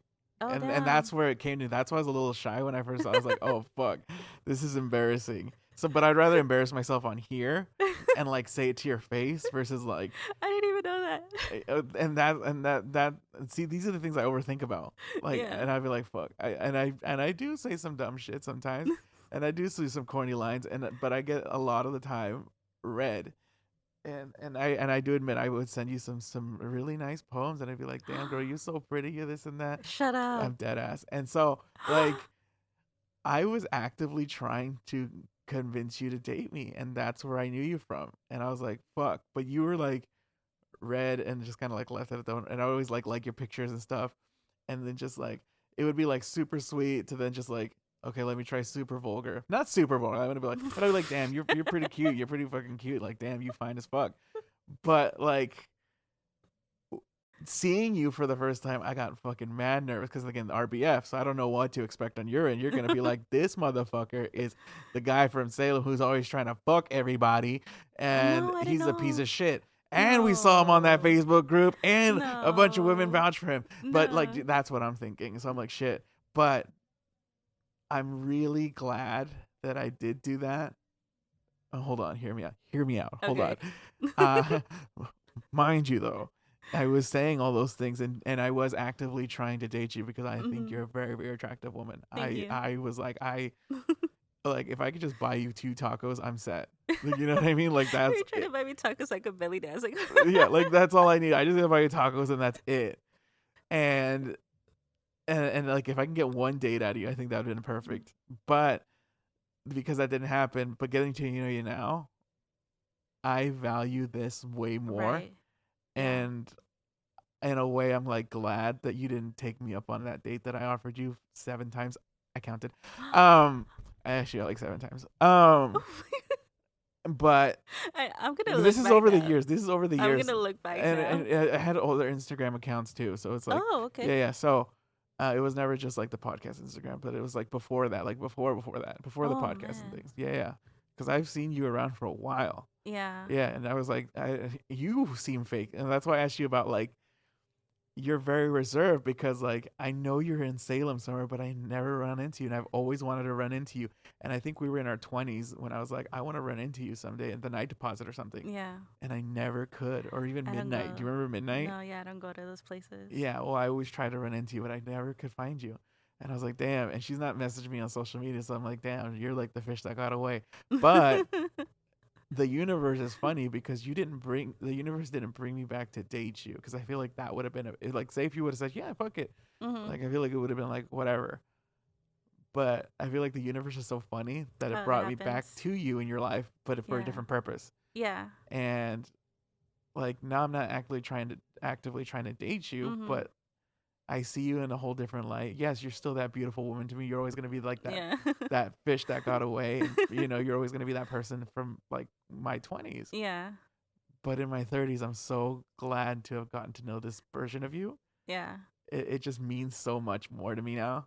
Oh, And I'm like, wow, this is way more worth it. it's I- crazy how that works. You know, the way the universe works. Like, I feel like I always had this thing where I feel like people get your attention for a reason. Like they're somehow gonna affect I your had life bad intentions. in a I'm gonna tell way. you that right now. I had horrible intentions. I know, so but I I think didn't that's why it didn't happen. exactly. So to me, how to say it, social media is crazy. I had MySpace days. Mm-hmm. Um, I know. I had a really big following on MySpace Mm. that I even had like artists put me in their tops. Like that's like how much my following was. So then when I switched to Facebook, um, I also got a big following. I think right now I have like 7K followers or something. And I don't even post. 7K and one. And when and I always had people like try to talk to me, and like not trying to toot my own horn or whatever, but I always had guys sending me messages and stuff like that, and Overwhelming, I'm assuming. it is, and sometimes like I wouldn't even bother even reading it, or if I were to read it just because I want to see what they say, 'cause sometimes I will laugh at what they say. I get it. I would just like leave it on red. Like I don't know. To me, to get my attention, it takes more than just like, hey, you're cute. Like okay, like the way I see myself, like I pride myself more than just looks. I'm more than just whatever a guy sees. I I'm smart. I'm independent. I'm hardworking. Like I'm not just what you see. So when a guy comes at me in those ways based off the physical, like I really shut that down immediately Mm. because I was like, they don't even bother to care like how I'm doing or who am I or what you're about. Like they're just straight. You're so gorgeous. Like let me take you out. I'm like, okay, you just want to take me out because you think I'm pretty. Like you just want to be seen with me. Like what are your intentions? Like I never bother my with that, like dealing with people like that. So maybe that's the reason why I ghosted you. I don't know, or just didn't Right. No, reply. and yes, and like because I'm a very sensitive person, Mhm. and so like and I think that's kind of I was like maybe I'm just not her type, and I always attribute it to that. I was like, maybe I'm not your type. And this is me putting you in a box again. Mhm. I've been trying to put you in a box for like 10 years, girl. It's not gonna happen. Not gonna exactly. And so I guess when it's kind of like I think about it, and I was like, man, I was like really. It went from like disappointment because I was just like half kidding, like I was bad intentions, but you know what I mean. Like I also like had good intentions on wanting to make something out of nothing, Right. and again, that's my fuel. Yeah. And so when I don't get that, I was kind of like, okay, now I'm disappointed. But now, in the last 2 weeks alone, has been such a weird eye opening for me because now I see that side of you. Yeah. It's very impressive and very just humbling. And it to a point where I'm like, I'm okay saying it now. I'm comfortable Yeah. with myself saying like, hey, Yeah. yes, I wanted you for so long, but I'm okay knowing you in this light instead. Right. And I think I value and treasure this more Mhm. than just what could have been a hookup here 10 years Yeah. ago, or a shitty relationship for 6 months. Mhm. You know, Yeah. I think that this is gonna last longer. This Yeah. friendship here, and I want it to last longer. Like you know what I mean. And then maybe it's because I'm in a different place now. You know, a lot more mature. But Yeah. I do see like if I do get in this circle, like I want to build I want to build that trust. Yeah. Yeah. And I've had, and again, I'm not trying to toot my own horn, but To it. I have had like other guy friends who did try that route also at first and try to talk to me, try to get at me, and I just never let them in because, like I said, I'm Friend very hyper zoning. focused. Huh? Friend zone the shit out of him, huh? I friends with a lot of people. Trust me, to get in, to spark my interest, it takes a lot, and have had guy friends who try to talk to me, try to go there with me, but honestly, the most meaningful relationship I have with guys have been the fact that I friend zoned them and they got to know me in a deeper level. That now they do see me in a different light, like you say, and they appreciate me as a person and not just see me as just an attractive woman or whatever, you know? So to me, that means way more to me than a guy that's just trying to go on a date and, it doesn't work out and then they get mad at me or whatever. Like, Right. so I do have friends like that.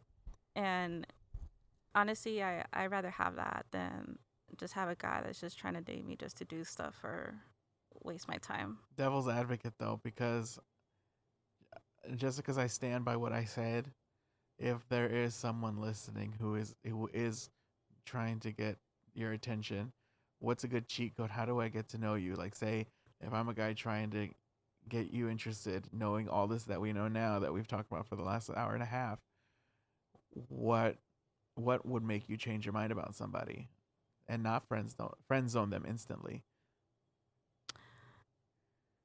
That's a good question. I mean, it's hard because I don't want to say something that's not that. It's just get to know me instead of just coming at me with like, I want to date you. Right. But Like, devil's advocate, that happens and you friend zone them, and then they get to know you. But then by then you already see them as a friend, so you don't see more with them. that's Is that you? like I've had that issue where It's a little sticky, isn't it? yeah, I have had an issue where I once did friend zone somebody and I did end up liking that person, and by the time I was wanting to go there, it was a little too late. Oh, Yeah, that was hard. emotionless Sandra finally had emotion. How does that happen? I That's a don't lot of vulnerability coming from you. I don't know. That one was hard, honestly. It was an interesting because I didn't see it until it was too late, basically. Mm. And it's hard for me because, like I said, I'm super hyper focused in my career and what I'm trying to do in life. That yes, it is gonna be hard to try to get me to date you, but now that I do see the errors that I've done in the past, for example, like that part where I friends on a person and ended up liking them and it didn't work out, I now know not to myself close myself off to that extreme anymore. Like now I know that I should be open to dating people who I already know. So now I'm starting to do things differently and I do see the outcome of it where I do know people who I've gotten to know throughout the years and know me in a different light, and me trying to open myself and try to be vulnerable with them and getting to know them, it has caused a good outcome. Like I've talked to people who I known for like 10 years and we built that relationship throughout the years that I never gave in. I never gave them a chance. But now I'm open to going on a date with them. I'm opening to getting to know them in that level because I'm pushing myself to be more vulnerable and not make the same mistakes that I've done in the past. So I don't know. It does take a lot to get to me, but I do know that now I'm more open than I was before. Mm. That's saying something. That's a solid. I like that. Yeah. I like that. I like that you'd actually give it a chance. Um, Guys, we've been running down. This is, and I feel like with everybody we have such a good conversation, but I feel like we're just touching the surface because I know Yeah. you're like an onion. You know what I mean? Like you're just Yeah. a little onion. You have so many layers to you, and I think once I gain that trust, I'll start knowing more about you. Yeah, And for sure. I'm actually really happy that I didn't pursue it more. But honestly, I was hella nervous because I was like, "Fuck, you know me from trying to scam on you so many times over the years." Trust me, I didn't even know. Like, I didn't know. Like, I told Natalie, like, I don't know him. I don't know anything. I just seen him on my social media because I Okay. think I did see you promote stuff. So, like, I don't know your dating history. I didn't know that they were writing stuff about you on social media. Yeah, I didn't know. it's pretty bad. I mean, honestly, I think it's still there. You can check it out. If anything, it's like a badge of honor now. I feel I like try to use it as a positive. exactly. There's so many people. I don't judge people based off their past. No, No, because I feel like the older you get, you should be mature enough to be aware of the things you've done. If you're mature enough, right? right? Of the things you've done in the past and want to be a better person and do things right. I don't think we should hold people accountable for mistakes they've done in the past. Because I'm not gonna Mm. say like I'm perfect. Like I've been toxic before. Like I've done things that I see myself now and I'm just like, why did I do that? Like I was so dumb. But it happens. I mean, and it does. It's just hard because I do feel very accountable and I do feel really responsible for a lot of the things I did. Where at the point that even ruined some business opportunities for me. Yeah. And it's like I get it. And, I definitely stopped thinking so much more with my dick and started thinking more with my brain, but still, like, that little fucker, I mean, that average size fucker gets the best of me. And he just gets the best of me, you know what I mean? So I think and when I overthink, that's what I was like, I knew what I wanted to tell you, and I wanted to get it out here, and I was waiting to use it here. So that's why I wanted to tell you that. At least, even though on your side, you were thinking one way, or you weren't even thinking about it. No. But on my end, these are things that I think about at night all the time. Like, fuck. I'll be sitting there and I can just think of fuck. I remember I said so and so to this person, and if they don't, if that's just my masculinity my ego being bruised, and I think that's what I'm kind of learning with is how to deal with that ego and Yeah. how to it's okay. Mm-hmm. Just because she didn't like you, it's okay. Yeah. You know what I mean? But then turning it around and be like, the only reason you like me now is so much more better. Yeah. Do you see what I'm saying? Like, It's more meaningful, honestly, when you get to know somebody in a different level compared to somebody who is, you don't know their intentions. younger me is fucking ecstatic right now, just because you gave me the time of day, and I I'm think, glad. and it's like really cool to see. So like we do stuff for our younger selves. Younger me is just like, holy crap, she's giving you the time of day, but like in a good positive way, where it's not just like I'm gonna ruin your life for 6 months. No, you know what's funny is like I had this feeling when we were sitting down the first time we did the event and I had just met you. I know you had done the podcast with Natalie, and honestly, she is also an onion. Like she has so many layers. She's so smart. Mm-hmm, She's so mm-hmm. creative. She's inspiring as a person. Like I feel like she's one of those people that I'm with and I never get tired of. It's funny. Like lately, I've been seeing her every day, and I'm just like, we're cool. Like I could be with her every day, and I get tired of her. Like we're cool like that, right? So I remember when she told me you guys did a podcast, and I was like, ooh, I want to listen to it because like I'm just curious, you know. And I listened to it, and I'm like, that's pretty cool. And I know how it is, like trying to get people to interview and whatnot. So I know it could be difficult at times, and something in me just told me like, I'll do it. I'm gonna tell him I'll be down to do it. If he needs somebody to talk to, like I'll do it. And I don't know, maybe that's the reason. You know? The universe is funny. I needed to get this off my chest, and if we were gonna continue being friends, like Yeah. I needed to let you know that I've been trying to scam on you for over 10 years. Oh, trust me, I had a friend recently who told me that he was trying to date me before he got married. Yikes. I didn't even know. I was Yeah. just like, I don't even remember that. Man, if there's more of us out there, let I'm me sorry. know, and we can be friends. Because I'm telling you, this side of the fence, as much as your ego won't let you enjoy it, it's a lot more, um, it's a lot more easier on the soul. It is. It's better, honestly, if you come at me in the right way. Like Exactly. I feel like if you treat me like a human being and not just a piece of meat, like you actually come at me with the right intentions and actually want to know who I am, then I feel like that's an easier route to get to know me. And maybe back then I wasn't open to even getting to know people in a way. I was very closed off. Um, I'm a different person, way different person than I was back then, honestly. And yeah, maybe I was stuck up or whatever. Because I remember Ross told me that one time. He was just like, "You're very stuck up," and I was like, "What?" He's like, "Yeah." He's like, "You wouldn't talk to anybody. You just kept to yourself. Like, you came off stuck up to me at first." And I was just like, "You also came off like that to me." And I felt like throughout the years, it's just us letting our guards down and being our true, authentic self that now is brought these meaningful relationships. And that's why now I see the positivity and being more open and being more vulnerable and being more honest with people instead of just closing myself off and not allowing those relationships to build. That's very well said. I like how you put that, and I appreciate your words of wisdom.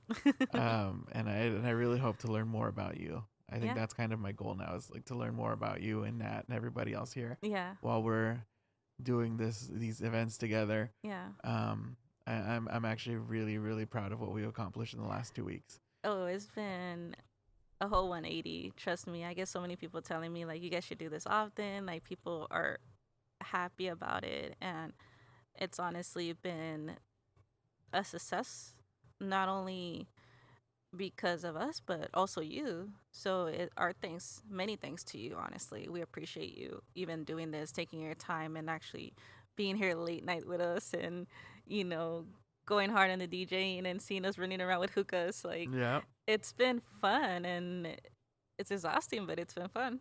Hell yeah. And that's what we're here to do, is just make everybody happy and make sure this community stays Yes. together for as long as this can.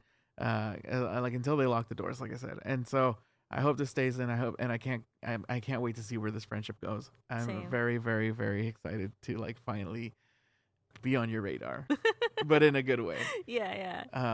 And I'm so excited. thank you guys for listening to Down the Rabbit Hole podcast.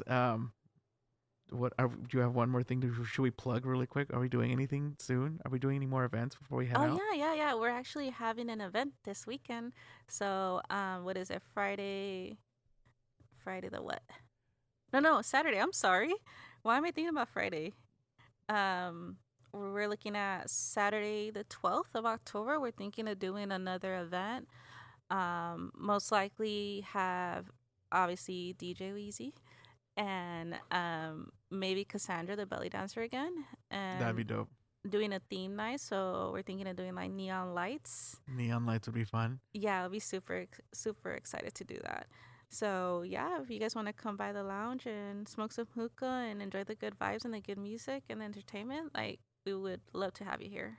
Awesome. Thank you so much for that, for coming on the podcast. Thank you for giving me your time of day. Finally, after 10 years, I finally got a conversation out of you. I finally got you to acknowledge me. And that's what it's all about, guys. This is my podcast, and I get to be fucking selfish. So thanks again. Listen Down the Rabbit Hole podcast, and everyone have a good evening. Thank you.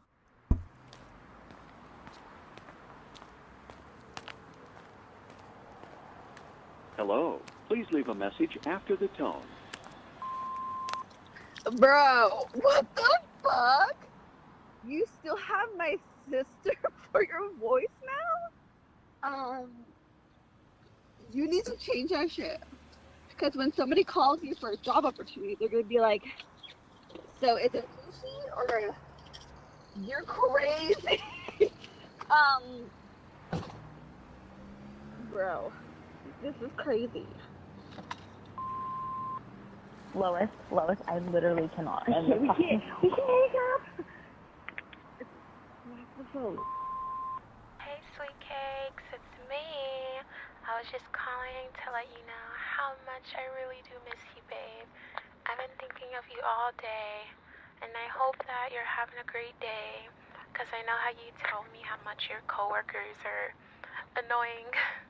It's okay, babe, because I know you're going to get through it. But I really do hope you have a good day, and I was thinking of making you your favorite pasta. What do you think? But babe, I really miss you. Please give me a call when you get the chance. I love you. You're so cute. You're so cute. Damn, Luis, you just keep giving me challenge after challenge, and you know I'm down. But I'm interested in all the cochinadas que quieres hacerme. I'm like curious about it. What can it be? Well, let's just find out, I guess. All right, I'll talk to you soon.